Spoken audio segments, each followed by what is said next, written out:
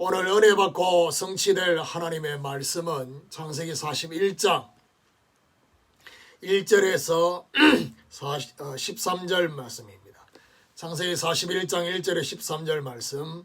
만 2년 후에 바로가 꿈을 꾼적 자기가 나일강 가에 서 있는데 보니 아름답고 살찐 7 암소가 강가에서 올라와 갈밭에서 뜯어먹고 그 뒤에 또 흉하고 파리한 다른 7 암소가 나일강가에서 올라와 그 소와 함께 나일강가에 서 있더니 그 흉하고 파리한 소가 그 아름답고 살찐 7소를 먹은지라. 바로가 곧 깨어다가 다시 잠이 들어 꿈을 꾸니 한 줄기에 무성하고 충실한 7 이삭이 나오고 또 그 후에 또 가늘고 동풍에 마른 7 이삭이 나오더니 그 가는 7 이삭이 무성하고 충실한 7 이삭을 삼킨지라. 바로가 깬 적 꿈이라. 아침에 그의 마음이 번민하여 사람을 보내어 애굽의 점술가와 현인들을 모두 불러 그들에게 그의 꿈을 말하였으나 그것을 바로에게 해석하는 자가 없었더라. 술 맡은 가는 장이 바로에게 말하여 이르되 내가 오늘 내 죄를 기억하나이다. 바로께서 종들에게 놓아사 나와 떡 굽는 간원장을 친위대장의 집에 가두셨을 때에 나와 그가 하룻밤에 꿈을 꾼적 각기 뜻이 있는 꿈이라. 그곳에 친위대장의 종된 히브리 청년이 우리와 함께 있기로 우리가 그에게 말하매 그가 우리의 꿈을 풀되 그 꿈대로 각 사람에게 해석하더니 그 해석한 대로 되어 나는 복직되고 그는 매달렸나이다. 응답의 때가 차면이라는 제목으로 말씀을 증거하기로 합니다. 모든 사람의 인생의 미래를 좌우하는 꿈을 꾸어야 할 것입니다. 오늘 복음으로 회복되고 살아나는 인생이 있는가 하면 복음이 없어서 멸망하고 끝이 나는 인생을 보면서 모든 인생의 미래를 살리는 그런 전도자가 되어야 할 것입니다. 오늘 본문은 요셉이 시대 앞에 서게 될 응답의 때가 차게 되므로 나타난 일들이 오늘 본문에 잘 나타나 있는 것입니다. 오늘 하나님의 응답의 때가 찰 때 나타나는 역사를 제대로 알게 되기를 주님의 이름으로 축원합니다. 그럼 첫 번째로 하나님이 사건을 움직이신다는 것입니다. 응답의 때가 차면 첫 번째 나타나는 증거가 뭐냐? 하나님이 사건을 움직이시는 것입니다. 오늘 본문 앞에 40장 23절에 보니까 술 맡은 가는 장이 요셉을 기억하지 못하고 그를 잊었더라. 술 맡은 장관이 복직되고 난 후에 요셉을 잊게 되었다라고 말씀하고 있는데, 자, 오늘 1절에는 뭐라느냐? 만 2년 후에 바로가 꿈을 꾼 적 자기가 나일 강가에 서 있는데, 오늘 본문의 시작은 만 2년 후에 바로가 꿈을 꾼 내용이 시작됩니다. 자, 만 2년 후는 뭘 말하느냐? 41장 46절에 보면 이 만 2년 후가 어떤 것이냐? 요셉이 애굽 왕 바로 앞에 설 때에 30세라. 굉장히 중요한 말이 30세라는 말이 나옵니다. 결국 만 2년 후에 바로 왕이 꿈을 꾸게 된 이 2년 후는 요셉의 나이와 관계가 있었습니다.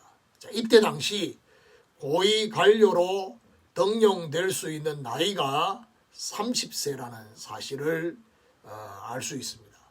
요셉이 고위 관료로 등용될 수 있는 합법적인 시간이 된 것입니다. 이 시간에 맞추어 하나님께서 바로 왕에게 꿈을 꾸게 하신 것입니다. 자, 오늘 1절부터 7절까지는 하나님이 바로왕에게 2번 연속으로 꿈을 꾸게 하신 내용이 나옵니다. 하나님이 주시는 응답의 때가 되면 하나님이 사건을 움직이십니다. 아름답고 살찐 7 암소가 나오고, 그리고 흉하고 파리한 다른 7 암소가 나와서 아름답고 살찐 암소를 잡아먹는 내용이 나오고요. 무성하고 충실한 7 이삭과 가늘고 마른 7 이삭이 나옵니다. 그래서 가늘고 마른 7 이삭이 무성하고 충실한 7 이삭을 삼켰다. 8절에 보니까 아침에 그의 마음이 번민하여 사람을 보내어 애굽의 점술가와 현인들을 불러 그들에게 그의 꿈을 말하였으나 그것을 바로에게 해석하는 자가 없었더라. 너무나 선명한 꿈으로 바로의 마음이 번민하게 되어졌습니다. 자, 오늘 우리는 응답의 때에 하나님이 움직이시기는 사건을 보아야 할 것입니다. 이런 눈이 열려지기를 예수 그리스도 이름으로 축원합니다. 두 번째로 세상의 한계가 드러나게 된다는 것입니다. 응답의 때가 차게 되어질 때 두 번째 증거가 뭐냐? 세상의 한계가 드러나게 되는 것입니다. 번민한 바로가 사람을 보내어서 애굽 땅에 있는 점술가와 현인들을 모두 부릅니다.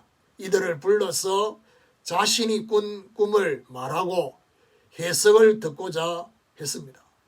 바로의 꿈을 듣고도 그 꿈을 해석하는 자가 하나도 없었다라는 사실. 자, 일반적인 꿈은 점술가나 현인들이 나름대로 해석을 할 수도 있습니다.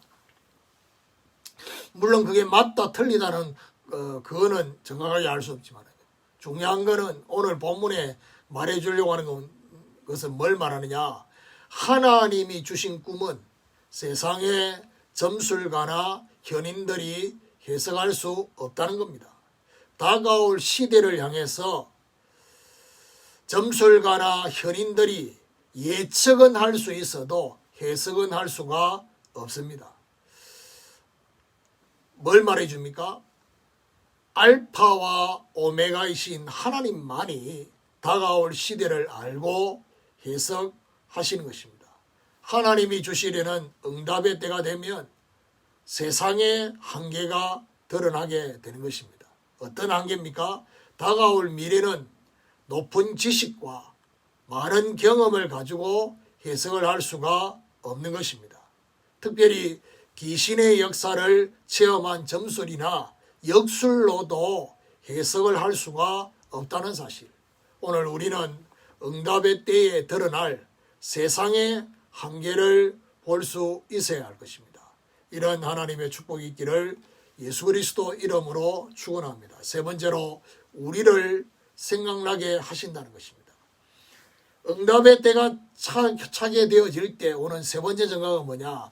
저와 여러분을 생각나게 하시는 것입니다. 9절에 보니까 술 맡은 가는 장이 바로에게 말하여 이르되 내가 오늘 내 죄를 기억하나이다. 세상의 한계가 드러나면 이때 하나님의 역사가 기억나게 되는 것입니다. 술 맡은 장관이 오늘 지난날에 자신의 죄를 기억한다라고 말하고 있습니다. 자, 10절부터 보면 바로께서 종들에게 나와서 나와 떡 굽는 간원장을 친히 대장의 집에 가두셨을 때 나와 그가 하룻밤에 꿈을 꾼 적 각기 뜻이 있는 꿈이라. 그곳에 친히 대장의 종된 히브리 청년이 우리와 함께 있기로 우리가 그에게 말하매 그가 우리의 꿈을 풀되 그 꿈대로 각 사람에게 해석하더니 자신과 떡 굽는 장관이 함께 친히 대장의 집에 가두어졌습니다. 자신과 떡 굽는 장관이 하룻밤에 각기 뜻이 있는 꿈을 꾸게 되어졌습니다. 특별히 그곳에 친히 대장의 종 바로 히브리 청년 요셉에게 그 꿈을 말하게 됐다는 사실. 자신들의 꿈을 요셉이 각 사람에게 풀어서 해석하게 되어졌는데 13절에 그 해석한 대로 되어 나는 복직이 되고 그는 매달렸나이다. 결국 해석한 대로 자신은 복직하게 되었다는 사실을 말해주고 있습니다. 자, 이런 내용을 말한 것은 하나님이 요셉을 생각나게 하시는 것입니다. 하나님이 주시려는 응답의 때가 되면 저와 여러분을 생각나게 하시는 것입니다. 오늘 우리는 세상 앞에 우리를 생각나게 할 것을 기대하는 이런 축복이 있기를 예수 그리스도 이름으로 축원합니다. 결론입니다.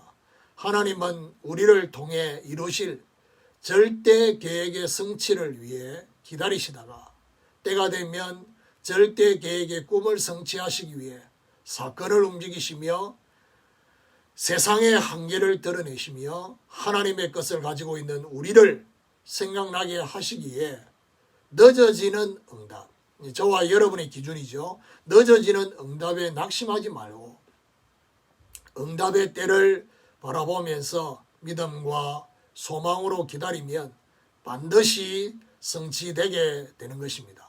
오늘부터 우리에게도 이 응답의 때가 찬 증거가 나타나기를 사모하게 되는 축복이 있기를 예수 그리스도 이름으로 축원합니다.